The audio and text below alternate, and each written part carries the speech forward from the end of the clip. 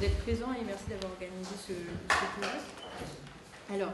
je voulais vous parler un peu, aborder la question de l'émancipation à travers les relations capital-travail et du tissu urbain, puisque le tissu urbain est fortement marqué justement par ces rapports entre le capital et le travail. Alors, parler d'émancipation sur ces questions-là, ça signifie que l'on s'accorde d'abord sur deux présupposés. D'abord, que la ville est aujourd'hui vécue comme étant l'expression majoritaire de l'humanité, comme étant son lieu d'habitat majoritaire. Et second présupposé, c'est que ce rapport actuel, en tout cas du travail au capital, est vécu comme un rapport d'aliénation, où le travail est donc considéré comme une marchandise, et une marchandise parmi d'autres. Alors, sur cette... à partir de ces deux présupposés, on voit que la contestation de la valeur émancipatrice de la ville et du travail est confortée aujourd'hui par un triple consensus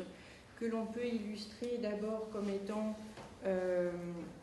l'affirmation de l'échec d'alternative au capitalisme et de la nécessaire poursuite de ce même système économique capitaliste. Deuxième idée, c'est que la désindustrialisation serait vécue comme quelque chose d'irrémédiable. Et troisième point serait que l'idéologie majoritaire aujourd'hui acceptée est celle du développement durable, qu'elle est faiblement contestée ou en tout cas assez manipulée pour entrer dans un contexte capitaliste, voire de capitalisme vert, et que ce contexte-là est aussi un contexte d'obsolescence programmée des normes, des matériaux, des productions, parfois même des territoires, et avec les territoires, donc les hommes qui les fabriquent. Alors, ces villes industrielles sont nées et se sont agrandies autour d'un outil de production, qui est un outil de production d'abord manufacturier, puis industrialisé, qui subordonne le logement des salariés à la proximité du lieu de travail. Et en faisant cela, on a donc une imbrication qui est très forte entre le logement, le tissu urbain qui est celui du tissu de l'habitat,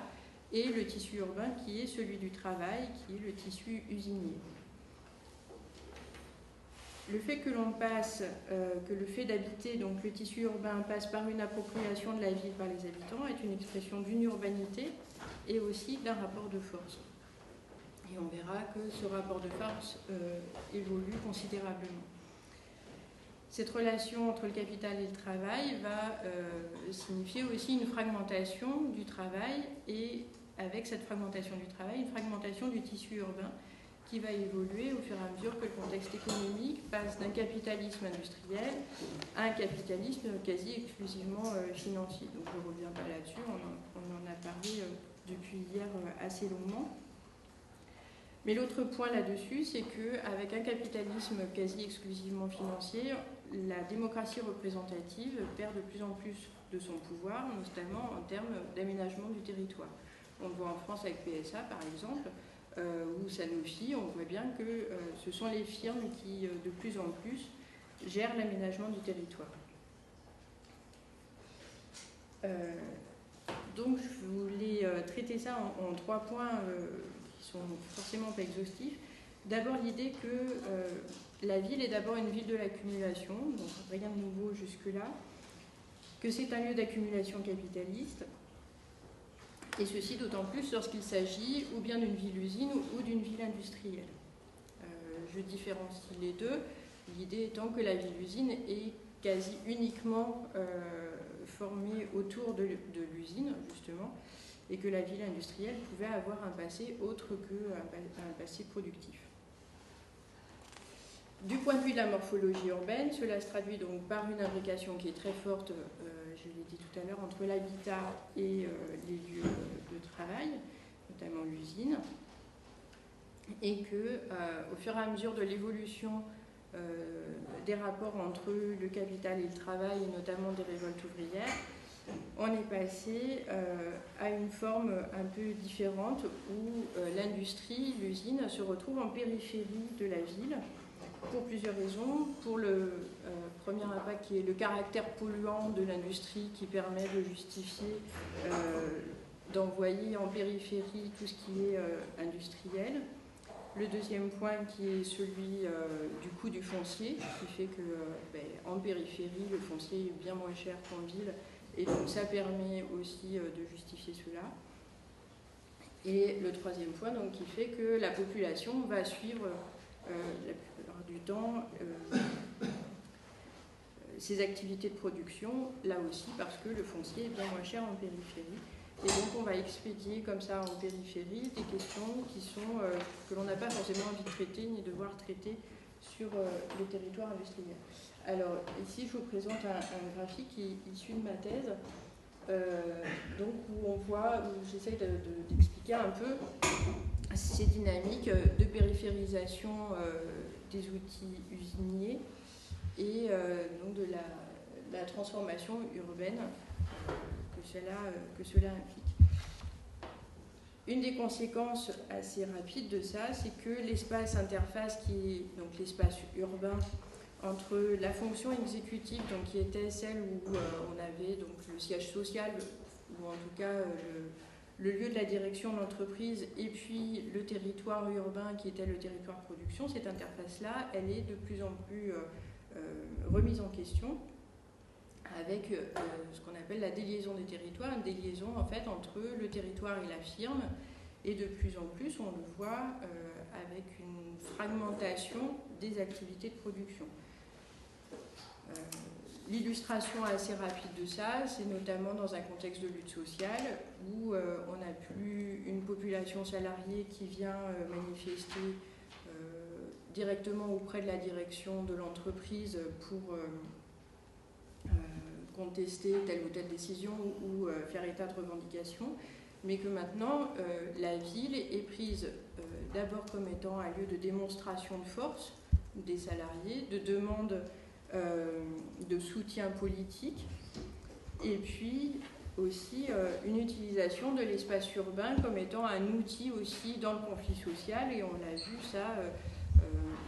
avec des menaces de pollution, de faire exploser notamment des bidons de produits dangereux, ou bien de renverser des produits dangereux et fortement polluants dans des rivières par exemple. Donc on voit bien qu'on a un changement de l'utilisation du territoire urbain qui est directement lié justement à cette fragmentation et à cette déliaison entre la firme et le territoire.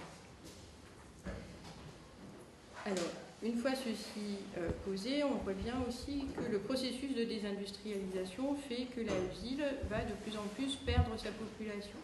En perdant sa population, elle la perd parce que forcément elle perd les emplois de ses habitants. Et donc ces pertes d'emplois vont enjoindre de plus en plus sa population à se délocaliser à son tour. Et la conséquence assez directe de ça, c'est une rupture des liens d'identité, une rupture de l'histoire commune, une rupture aussi des liens de solidarité qui étaient liés au travail. Et donc, au bout de tout cela, on a une forme d'ablation en fait du territoire dans le contexte de la population, et une ablation aussi qui est faite à la population de ce territoire-là. Finalement, si on va jusqu'au bout de cela, en contestant à la fois la dignité ouvrière, à la fois la solidarité urbaine et industrielle qui pouvait exister, c'est le principe même de l'urbanité qui est remis en cause pour ces villes. Alors, je voulais voir avec vous rapidement quelques exemples de réindustrialisation qui sont du fait des salariés.